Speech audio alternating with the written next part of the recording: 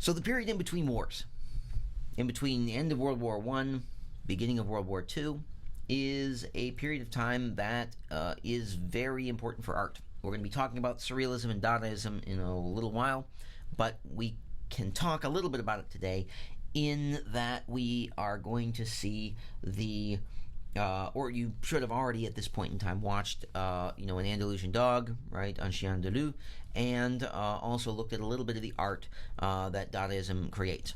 What do we know about this art? How do we confront this art? If we look at Un Chien Andalou, an Andalusian dog, it's done by Louis Buñuel and Salvador Dali, both artists and writers and thinkers who really did typify sort of what we'd look at as surreal, absurd art, right? Salvador Dali, that we know perhaps best from the persistence of memory, the one with the melting watches and clocks, is known for creating these otherworldly, surrealistic images that are impossible, that look like they're half dream, half nightmare, and again respond pretty perfectly to the idea of the absurd, right? The idea of a clock is not that unusual, but melting clocks, that's just kind of weird, right? And the idea that time is, fluid and melting, and does it really exist? And what is memory? Is memory accurate? Is memory like a melting watch where we have it pretty clearly for a moment and then immediately it starts to slip away and melt? Lots of good things that we could talk about there, right? But it comes from this period of time in between wars that starts during the First World War, that is a confrontation between what people consider to be the way that we live and the way that others tell us to live, right? For a lot of people, World War I was horrific because we were told, right, war is noble, war is a good thing, war is to defend people and to prevent bad things from happening. And when a country is aggressive towards another country, we have a responsibility to stop those things from happening. And the absurdity of World War I was primarily for people the idea that there was, for a great period of time, no real war going on. People were sitting in trenches and dying, and nobody knew why. People were looking at the governments of the two different countries and saying, look, you've put people into muddy pits, they're sitting there literally rotting, and then when anybody pokes their head out to see what's going on, they get shot at. How is this reality? What is this, right? Simply defending your country, is it an absurd thing? No. Defending your country seems normal.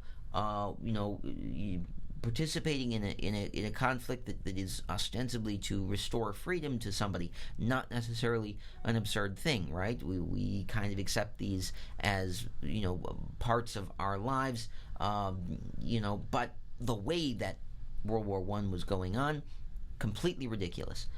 And so people started to create art to illustrate this, right? People created Dada in order to really present the idea that art that is made that is neither useful nor really art nor understandable or comprehensible is exactly what it felt like to be involved in these wars with these governments that were feuding, but that were not putting themselves on the line. They were putting the lives of the people, below them on the line. And so a typical piece of Dada art may be, right, an iron that you use to iron clothes with nails stuck in it, right? The confrontation of a nail, normal item, iron, normal item, and the fact that an iron is meant to smooth, a nail is meant to, stick things together, but when put together, the nail neither can actually function as intended, the iron cannot function as intended, the item as it's created is useless, is impossible. A lot of this art, right, is meant to illustrate, right, those kinds of feelings. Literature is created that makes no sense, that is nothing but sounds and symbols. The Andalusian dog film, which you have seen, opens with somebody having their eyeball slit open, very ooky moment, right? It also involves, right, some rather masochistic and problematic behavior from men, right? Certainly not glorifying it in any way, right? But the entire play seems to be an exercise in this makes no sense, and it does not. When asked to describe exactly what they meant to say in the film, both Dali and Buñuel said it was meant to be a film that could not be explained. It was meant to have juxtaposed scenes that made no sense and that were to sort of throw the audience into confusion, that were meant to have people confused and upset, because this is the way sometimes that art is, right? Art can be art for art's sake. It doesn't need to be explained, right? The surrealist aspect of sort of wanting to have art for art's sake doesn't need explanation. It is simply a projection of what we think, whether or not it makes sense or not, is a little bit of a move forward from Dada, which was intentionally meant to be disruptive and upsetting, right? For Buñuel and Dali, if it's upsetting, right, that a chien andalou, creates these sort of images of both violence, of unpleasant things, armpit hair, trauma, blind people being run over by cars, body parts being everywhere, a piano being covered with dead carcasses, if it's upsetting, okay, but it doesn't need to be explained, right? The feeling of it is that of the absurd. Seeing those images juxtaposed one on top of another, that make no sense. The images of themselves are no different than any other images you will see, but put with each other, with the soundtrack that was behind them, or that was intended to be put behind them, and that idea of absurdity is important, right? And is understandable, right? In that we can look at that and we can say there is no way to judge this based on an existential point of view, right? There is nobody there that is acting either responsibly or irresponsibly. There is nothing there to judge, right? It's one of the rare things that I think an existentialist would look at and say, I don't know, we got nothing, right? But absurdism, right?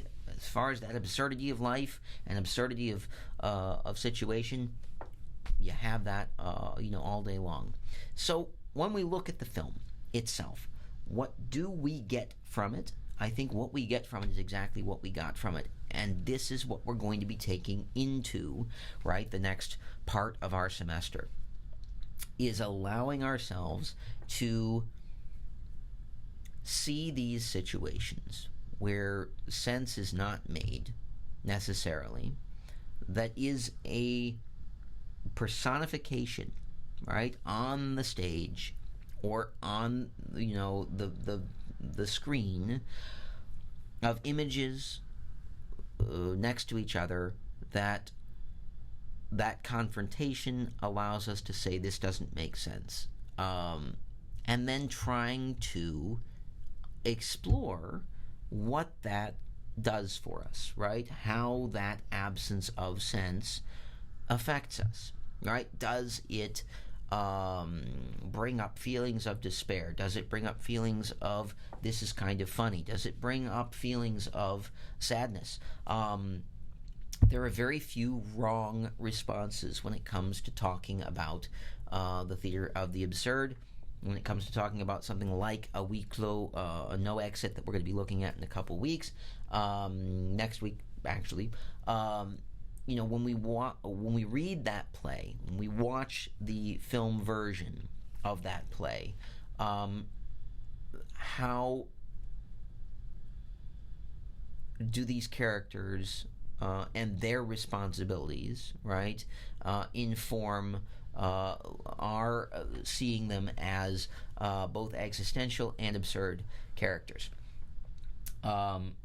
So, if you have not watched, right, An Andalusian Dog, please do so, right? I would like to invite you simply to experience it. If you've already watched it and you tried very hard to understand what was going on, I liberate you from that responsibility. There is no needing to figure out what is going on. It is an experience of confronting sort of the way that we feel about it, right? We may feel disgust. We may feel like this is just funny. We may feel like this is stupid.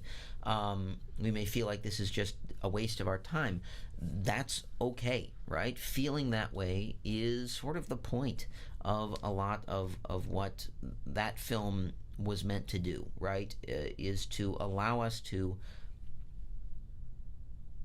look into ourselves and see how our reactions make us feel about this. What does it say about who we are and what we value and what we don't value, right? If we watch a film like An Andalusian Dog and are upset by images that are in there, then I think we can look at ourselves and say, these types of things upset me. Why do they upset me? Because I don't like X, Y, Z, because I had an experience here, because I feel like my time is valuable and I can't believe it was wasted. Those are all valid responses. We're going to continue to explore those as we go through the next couple of weeks.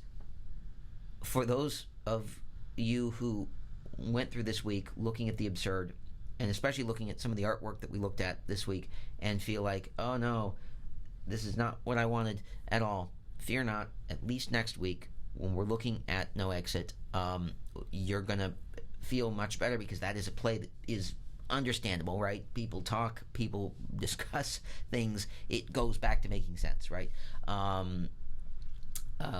So there you go. This video has been a little long. My apologies, but talking about this and the artwork and the feeling of the absurd, as it sort of is reflected in the attitudes of the era, very important. And we're going to continue with this discussion next week with No Exit. So I will see you then.